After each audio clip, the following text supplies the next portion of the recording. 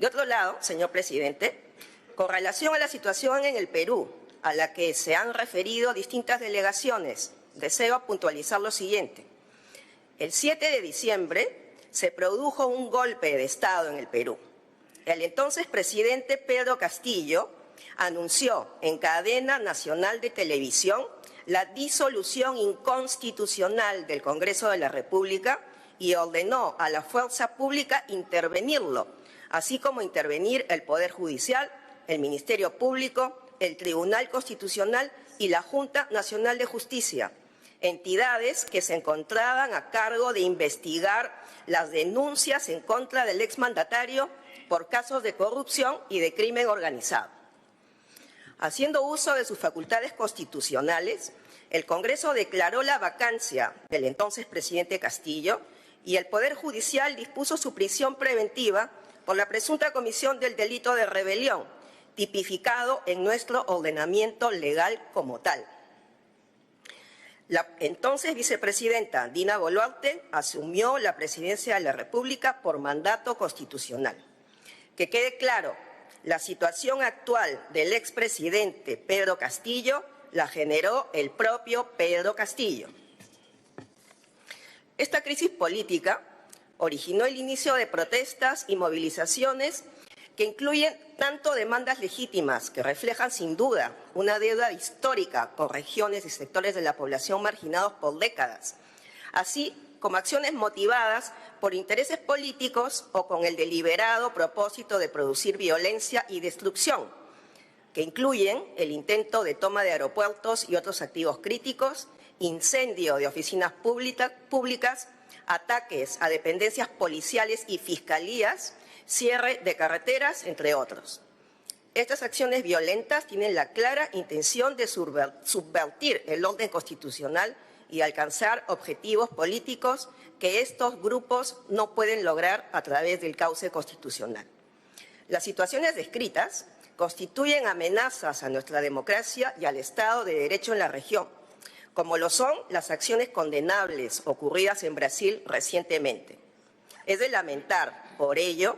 que algunos gobiernos de países particularmente cercanos no hayan acompañado al Perú en este difícil trance institucional y más bien hayan priorizado la afinidad ideológica al apoyo inequívoco al Estado de Derecho y a la sucesión constitucional, buscando establecer una narrativa tergiversada que no se condice con los hechos objetivos sucedidos en el Perú.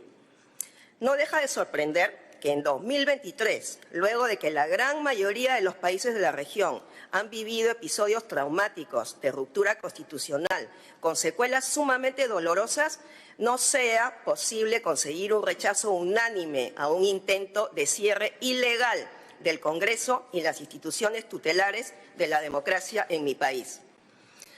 El Gobierno del Perú lamenta profundamente la trágica pérdida de vidas humanas ocurridas en el marco de dichas manifestaciones y actos de violencia, las cuales vienen siendo investigadas por las entidades competentes, quienes cuentan con plena libertad y autonomía constitucional para encontrar la verdad y para que los responsables sean juzgados y sancionados conforme a ley, así como las familias de las víctimas reparadas. Es falso y ofensivo insinuar, como se ha mencionado hoy, que el Gobierno haya autorizado reprimir con violencia a quienes protestan. Quisiera reafirmar en este foro nuestro compromiso con la preservación de los valores y principios democráticos y con la vigencia plena e irrestricta de los derechos humanos y el Estado de Derecho. De esta forma, a invitación del Gobierno del Perú, la Comisión Interamericana de Derechos Humanos y la Oficina del Alto Comisionado de los Derechos Humanos de las Naciones Unidas han realizado visitas a nuestro país en el último mes y presentarán próximamente informes y conclusiones al tiempo de hacer seguimiento de la situación.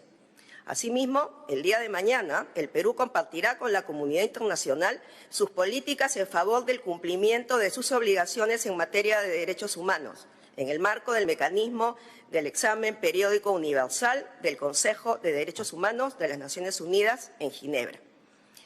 La Fiscalía investiga todas y cada una de las muertes con total autonomía y acompaña a la Policía Nacional en las acciones para controlar la violencia y proteger la vida de las personas.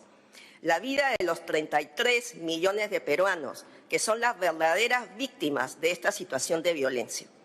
En el contexto actual,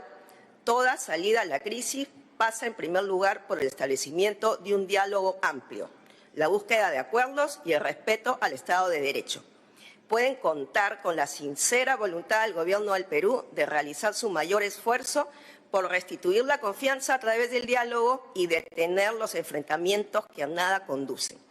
El Gobierno de Transición del Perú espera que nuestra comunidad regional rechace toda medida dirigida a vulnerar la estabilidad e institucionalidad democrática en mi país, así como la utilización de la violencia indiscriminada y actos vandálicos. Asimismo, reitera la salida democrática e institucional que ha sido propuesta por la señora presidenta Dina Boluarte.